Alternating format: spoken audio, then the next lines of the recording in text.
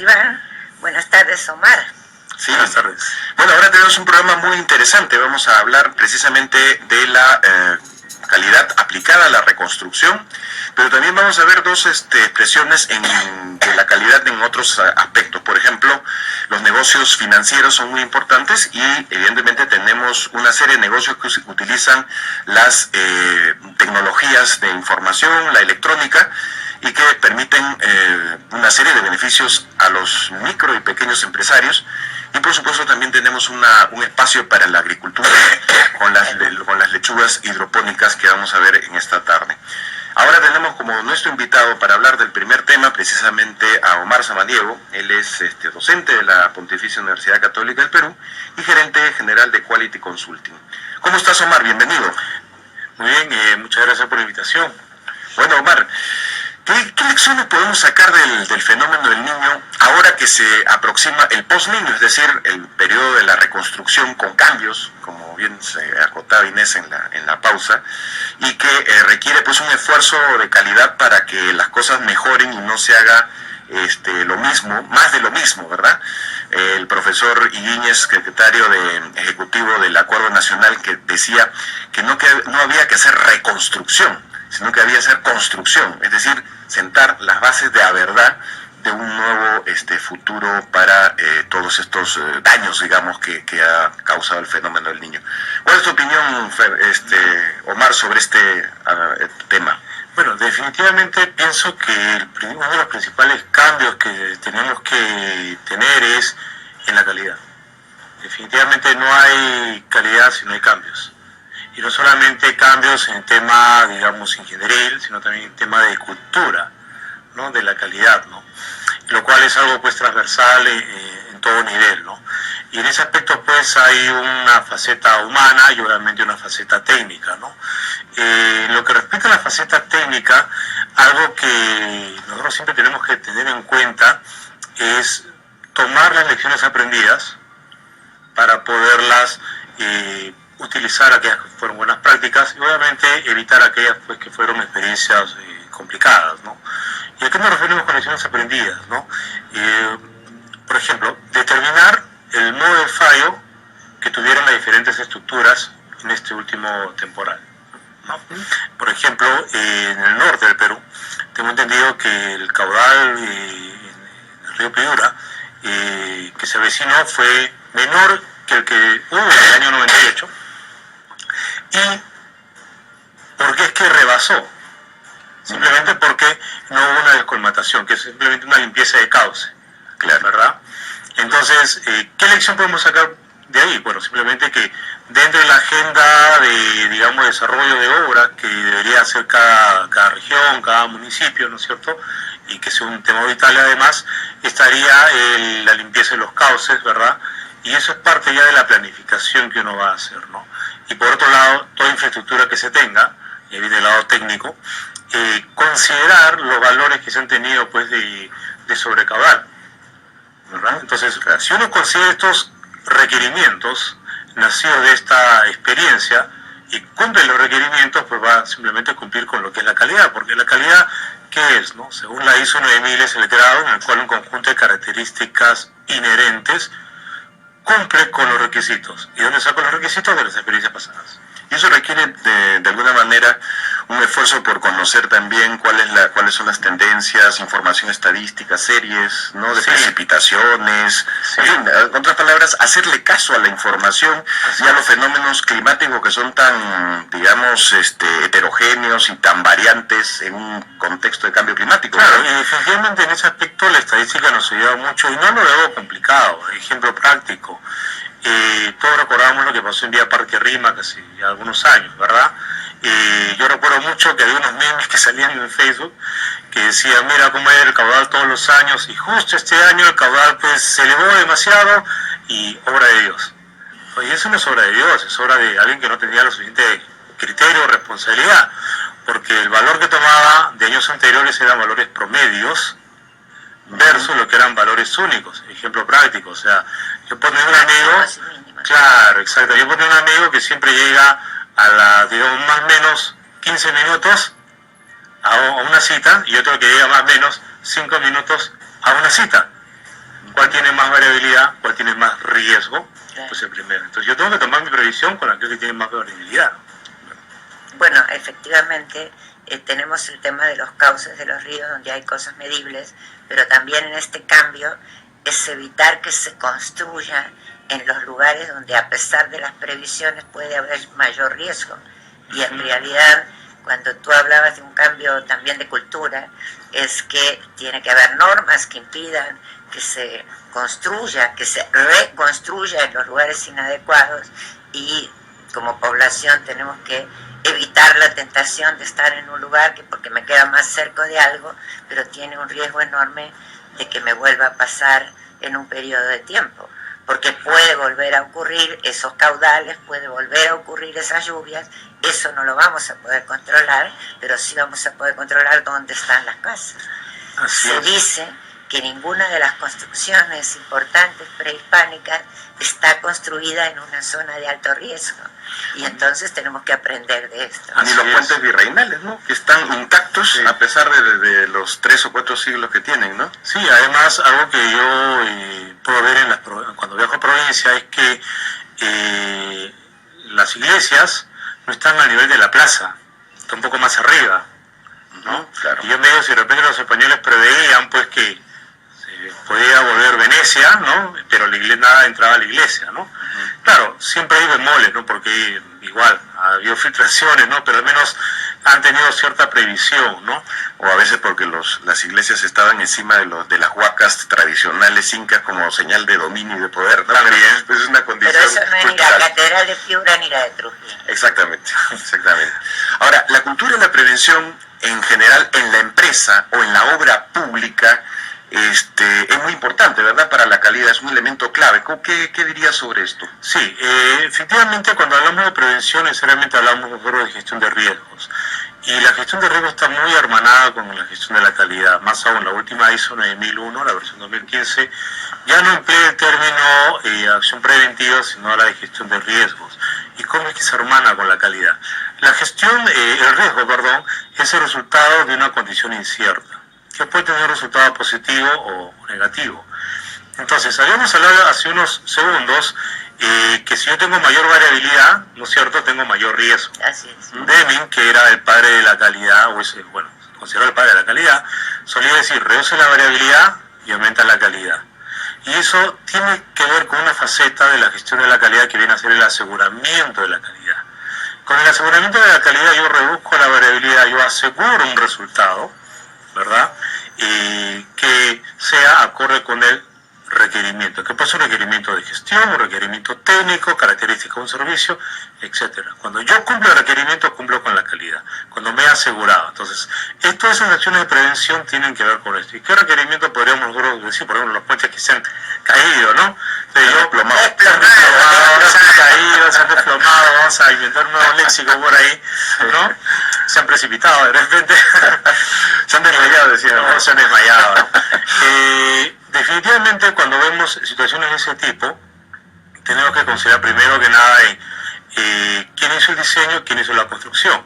Así es. Porque cuando ocurren esas desavenencias, esos riesgos que finalmente se catalizan y nos traen consecuencias negativas, pensamos, ¿quién construyó? Pero un momento, hay que ver quién diseñó.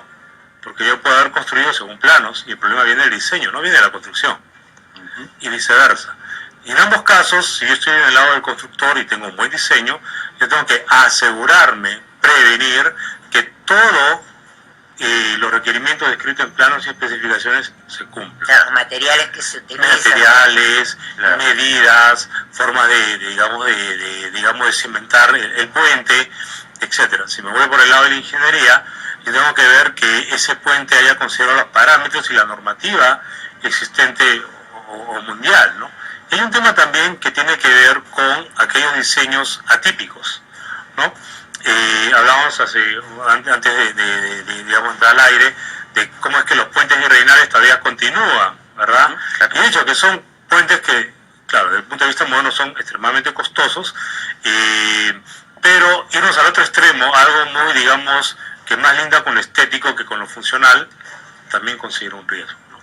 El ejemplo que has dicho acerca de la importancia de tener los criterios de calidad en el diseño y en la construcción Inés además mencionaba en los insumos, da una idea de que también tenemos que tomar en cuenta toda la cadena de proveeduría, ¿no? Porque si los materiales de construcción son bambeados, como decimos criolllamente, eso también incide en la calidad de la construcción final, ¿no? Entonces, ¿cómo manejar, digamos, la calidad en una cadena de valor que produce un bien público, como un puente, como una carretera?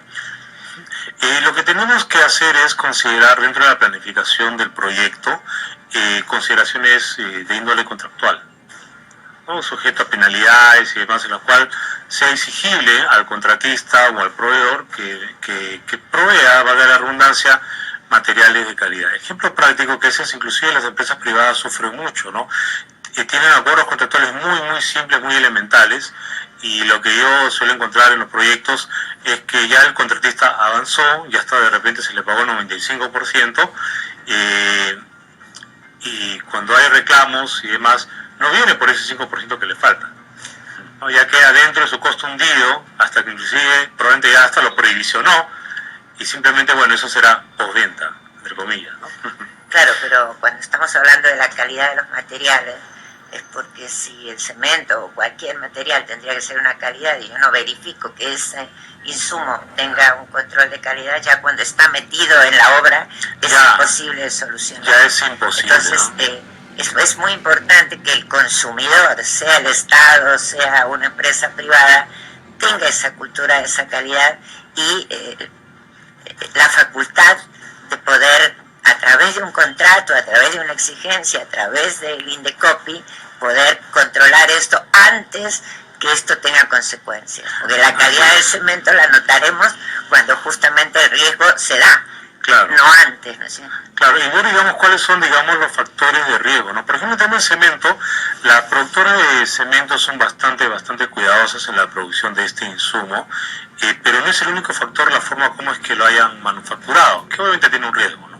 Sino la forma como es que se conserva. Exactamente. Se puede humedecer. Se puede humedecer, o bien se manda un proveedor que tiene pues los sacos totalmente apilados, bien el humo se sedimenta, y ya no va a tener las mismas características.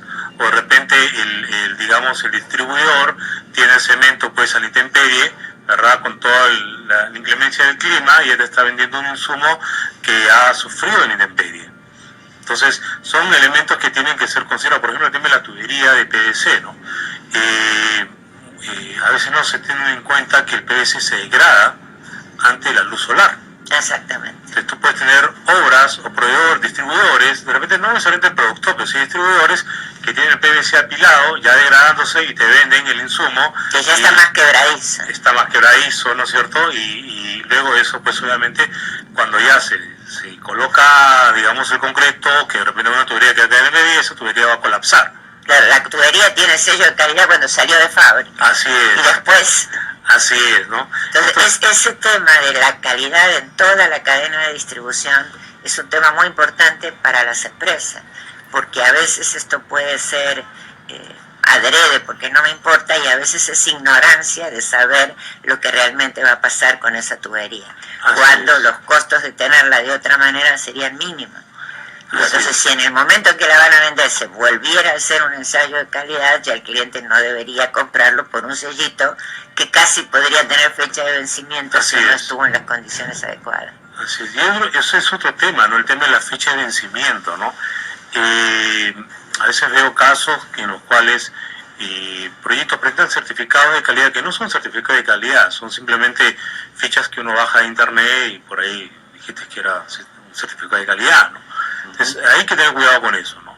Y por último, o asociado también a esto, ver la fecha de vencimiento, que puede tener más probabilidad de vencer que la manufactura que esté mal hecha, ¿no? Entonces hay que ver cuál tiene más probabilidad y cuál tiene más impacto. Y nuevamente estamos hablando de riesgo, porque riesgo, matemáticamente hablando, viene a ser la productor entre probabilidad por impacto, ¿no? Y en base a eso uno también establece... Bueno, y estamos hablando de la reconstrucción, pero esto vale también para las medicinas. Una cosa es una medicina que tendría que haber estado a temperatura ambiente, y que es lo que dice en el frasquito, y tiene una fecha de vencimiento y no estuvo a temperatura ambiente, y por lo tanto puede ser muy grave para el consumo. Lo que buscamos con este programa es justamente crear tanto en los proveedores, en las empresas, como en los consumidores, esta cultura de la calidad del reclamo que nos obliga a todos a alinearse con estos estándares. Claro. Una pregunta, Omar, ahora es un poco impopular hablar de asociaciones público-privadas por la experiencia de Chinchero y por otras experiencias que han habido donde, claro, la corrupción se cruza de por medio. Pero a lo que voy es que cuando se comparten los riesgos entre el sector público y privado, y no es solamente el sector público el que pone los recursos, el privado hace la obra y después el privado se desentiende, pudiera haber una mayor responsabilidad para mantener la calidad. Por ejemplo, es el tema del mantenimiento de carreteras, ¿no?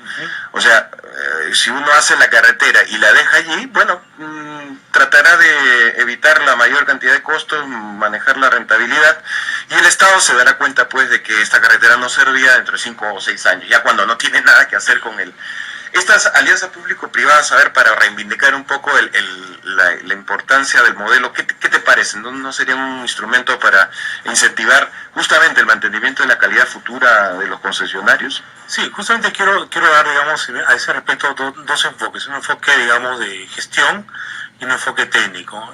Con respecto al enfoque técnico, estas condiciones, estos modos de falla, que es la terminología que se utiliza en gestión de la calidad, tienen que ser previstas y estipuladas en el contrato y asociadas, pues, a lo que son obligaciones o penalidades. Entonces, si yo quiero, digamos, una carretera, tengo que exigir parámetros de mantenimiento, parámetros, digamos, de durabilidad de los materiales, ¿verdad? Con los cuales yo pueda, digamos, exigir, más allá inclusive de un periodo típicamente establecido, a la contratista, ¿cierto? Y sobre hablando de contratistas también, ¿no? Yo creo que tiene que haber un cambio en la legislación para que la responsabilidad vaya hacia las personas, además a los apoderados, además que a las empresas. Por ejemplo, en Chile, conversaba alguna vez con un colega, eso existe, ¿no? En cambio en Perú, y bueno, hasta algunos años, yo tenía entendido, una empresa se autoliquida, desaparece y ya acabó mi responsabilidad, ¿no? Entonces yo creo que eso tiene que ser tipificado. Por otro lado, y esto siempre nuevamente nos asociamos al tema de riesgo. Hablamos de calidad, no podemos dejar de hablar de riesgo a la vez, ¿no? Y acá estamos hablando de un riesgo técnico que se puede dar, ¿no? El tema un poco más de gestión, inclusive financiero. He escuchado hoy día, justamente en una entrevista al Contralor, que había indicado algunas recomendaciones sobre el plazo de financiamiento y la tasa de endeudamiento, ¿no? Y había indicado unos riesgos, ¿no? Que bueno, habría que ver si fueron tomadas en cuenta y en qué medida, ¿no? Ciertamente ese es un elemento de gestión de riesgo que viene a ser la identificación. No tengo el detalle, si es que ahondaron más en eso, pero desde el punto de vista de gestión de riesgo, el Estado tiene que tipificar lo que son acciones para algunos disparadores de riesgos. O sea, no basta con identificar riesgos, sino tener en cuenta disparadores de riesgo que vayan a decantar acciones ya previstas, ¿no?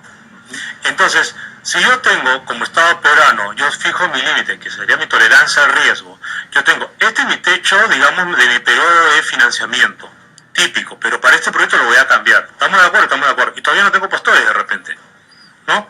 Este es, digamos, mi techo para, hablé de la tasa de financiamiento, hablemos de la tasa de, plazo de financiamiento, y ahora hablemos de la tasa de endeudamiento, y fijo también parámetros. Entonces no debería yo pasar de esto, cualquiera que sea el postor. Y finalmente, si es que hay una situación sui generis de que podría ser beneficios al Estado, tiene que ser un canal de comunicación previsto con responsabilidades debidas para proseguirlo en caso que tenga que hacer un cambio, ¿no? Y de lo único que estoy hablando es de plan de gestión de riesgos.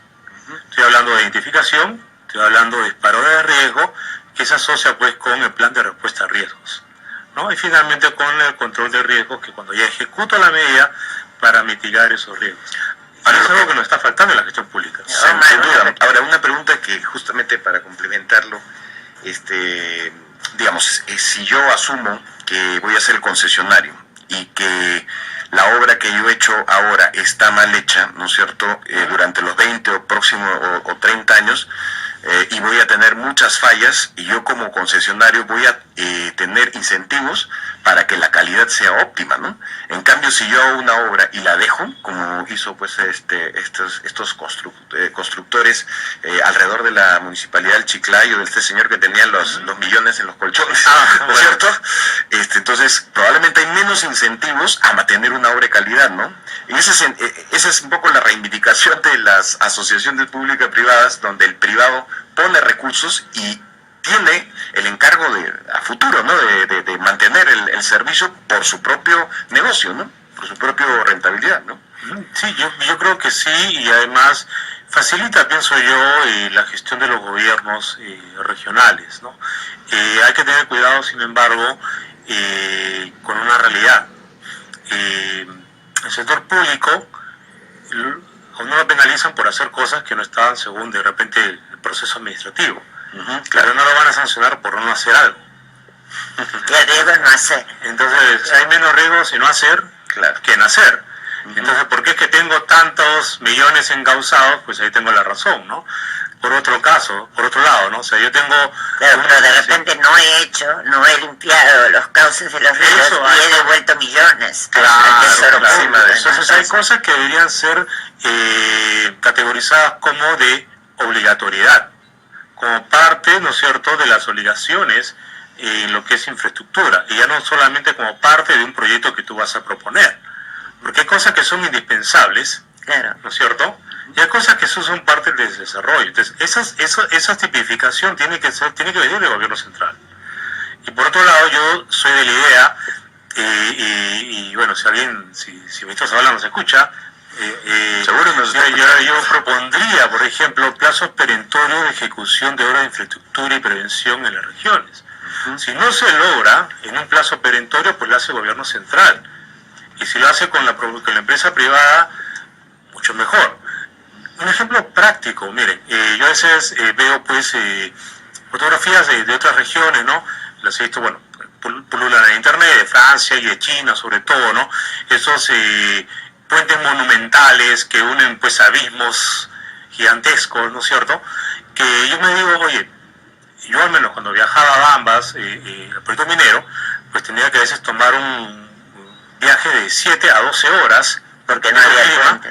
Porque no había puentes, claro, podía tomar el helicóptero, a veces no había helicóptero, pero yo me digo, mira, si yo a la empresa minera le digo, mira, construye un puente, y eso es, digamos, parte de pago del canon, ¿cierto? Oye, a mí me conviene, porque no solamente yo veo, bueno, el dinero yo se lo doy al gobierno y no sé qué harán con el dinero, pero si ahora estoy haciendo un puente que beneficia a la población, beneficia a la actividad minera, ¿verdad? Y finalmente beneficia a toda la nación, yo creo que es mucho mejor, ¿no? Y claro, se le da la oportunidad a las regiones, tienes un plazo perentorio para que no construyas ni piscinas ni monumento a la papa, sino pues una infraestructura que realmente sea viable y produzca un beneficio, ¿no? Y si no, pues lo hace el gobierno local. Yo creo que tenemos que... Una pregunta, Omar, sin antes felicitarnos, porque hoy justamente es el Día de la Papa. Excelente, excelente. De la maravillosa papa de extraordinaria calidad. Tú, aparte de ser profesor de la Universidad Católica, eres gerente general de Quality Consulting. No quisiera que se nos fuera el tiempo sin que nos dijeras algo sobre el rol de Quality Consulting y cómo te ubican. Sí, bueno, el nombre completo es Quality Consulting Solutions, ¿no? Solutions, eso necesitamos. Soluciones. Bueno, mi empresa se dedica pues al tema de consultoría para el sector construcción, ¿no es cierto? Y también lo que es capacitación, ya sea in-house o digamos en demanda, ¿no? Digamos a pedido, ¿no? Y virtual también, ¿no? Me pueden ubicar en Facebook como Quality Consulting Solutions. Muy bien. ¿No? Mi página web es Quality, con Q e Y al final, _medio, consulting, con G al final, .org, ¿no? Quality-medio, consulting, .org, ¿no? Bueno, la idea de este programa es también, siempre el tiempo es insuficiente para hacerle todas las preguntas, pero aquellos radioescuchas que nos interesa que sigan en contacto con el tema de la calidad, que también tengan la oportunidad de tomar un contacto contigo. Sí, ¿Tenemos tiempo para una pregunta más? Seguro. Y Omar, cuéntanos un poquito, ¿Qué otras recomendaciones podríamos hacer respecto a la reconstrucción? También, además de las asociaciones públicas privadas, se habla del sistema, el mecanismo de obras por impuestos, y bueno, también, digamos, esto podría ser un incentivo para que el sector privado pueda desarrollar algunas obras con mayor celeridad, quizás incluso con más transparencia. Ahora nunca se sabe, pero incluso con más transparencia que los gobiernos locales y los gobiernos regionales, ¿no?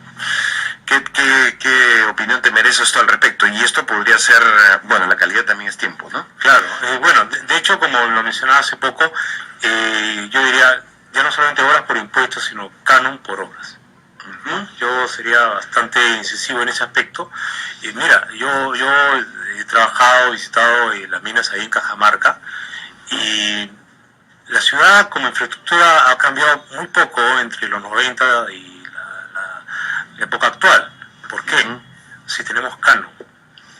La mina cumple con dar, el problema son los gobiernos. Entonces, si es que hay una mayor... universidades que también resuelven las universidades canon paralizado, ¿no? Yo creo que en ese aspecto, aterrizando lo que mencionas y también pensando a futuro, ¿no?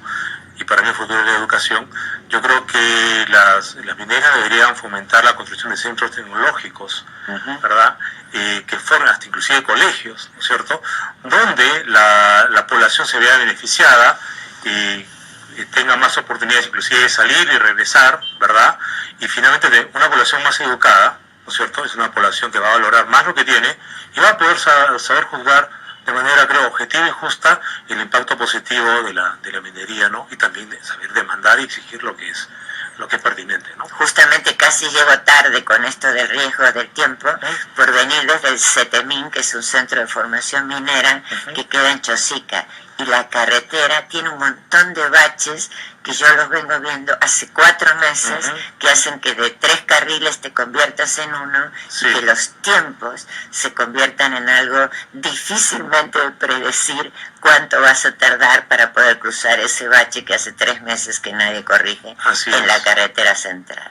Si eso fuera un programa en la época de Teddy Roosevelt, hace rato habría pleno empleo en el Perú, es decir, invertir en gran cantidad de obra, en cosas que son intensivas en mano de obra como la construcción, ¿no? Y lo que usted decía, mantener, ¿no? Cuando estamos hablando de las 5 S en calidad, uno de los elementos es mantener. Acá se construye, se destruye por accidente, por lo que sea, por mala calidad, y no se mantiene y no se repara en los tiempos que el Perú necesita para tener una buena infraestructura. Bueno, amigos, hemos estado con Omar Samaniego. Él es consultor de una importante consultora, Quality Consulting Solution, y además docente de la Universidad Católica. Muchas gracias, Omar, por tu participación y tus ideas para la reconstrucción del país. Muchas gracias por la invitación. Al contrario, felices de tenerte. Muchas gracias. Seguimos en la segunda tanda. Desea ser escuchado no solo en Lima, sino a nivel internacional. Radio Miraflores te invita a participar de su programación online en www.radiomiraflores.tv.